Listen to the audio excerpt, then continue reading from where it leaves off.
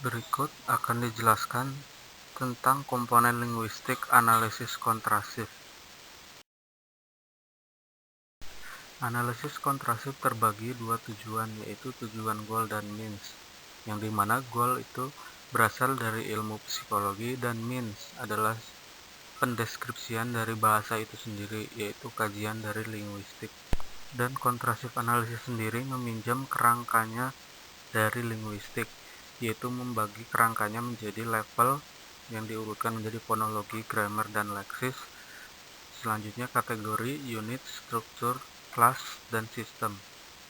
Terakhir yaitu model.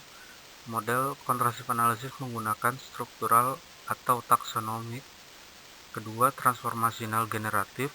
Tiga, kontrastif generatif. Dan terakhir, case grammar.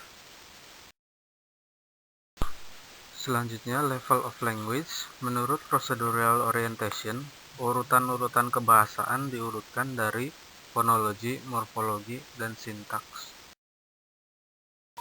Berikut penyebab terjadinya urut-urutan fonologi, morfologi, dan sintaks, yaitu pertama, urutan kemungkinan terjadinya bahasa.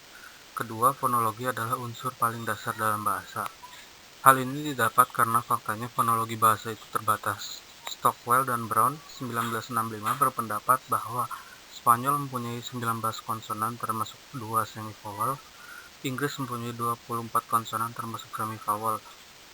Berlawanan dengan pernyataan ini, tidak ada satupun linguis yang menyatakan bahwa ada keterbatasannya morfologi atau sintaks suatu sistem bahasa. Yang dimaksud mixing level di sini adalah kemungkinan untuk mengkaji suatu bahasa dari satu unsur bahasa dengan melibatkan unsur bahasa yang lain. Seperti misalnya mengkaji fonologi dengan mengkaji juga grammarnya.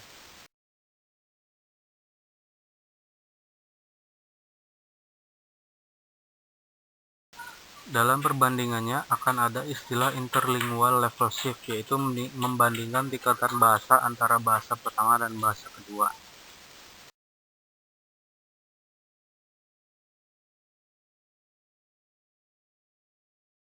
Dalam kategori grammar, Halliday 1961 menyebutkan ada 4 hal yang sangat penting dalam deskripsi linguistik, yaitu pertama unit, structure, class, and system. Pertama, unit diurutkan dari urutan yang terbesar, yaitu kalimat, klausa, frasa, kata, dan morfem.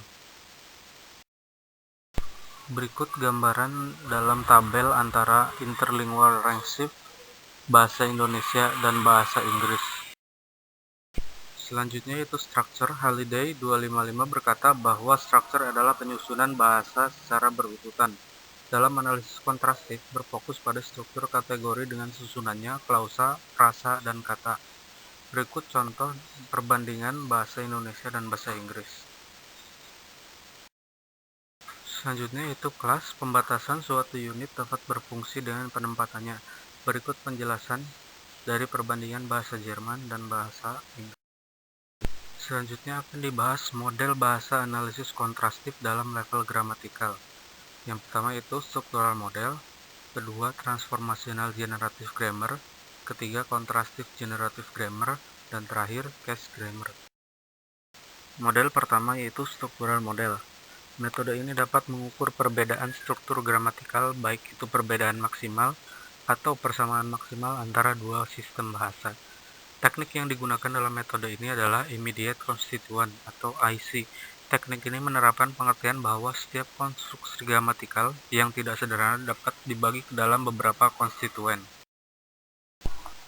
Rumus pembagian konstituen yaitu ABC. Bisa dirumuskan dengan A plus BC atau AB plus C. Berikut contohnya. Model kedua yaitu Transformational Generative Grammar atau TGG. Dalam model ini terdapat dua istilah yaitu deep structure dan surface structure. Dalam proses ini ada 3 tahapan. Pertama, relativization, kedua, distillation, dan yang ketiga, adjective shifting. Berikut ketiga contoh tahapan dari deep structure menuju surface structure. Dalam model ini juga membahas tentang keambiguan. Contohnya, Mary is a beautiful dancer.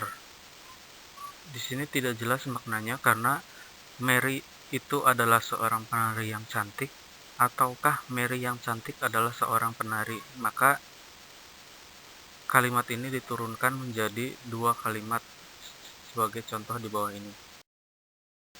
Yang selanjutnya yaitu Constructive Generative Grammar atau CGG. CGG bukan merupakan perbedaan antara dua monolingual grammar, tapi single bilingual grammar.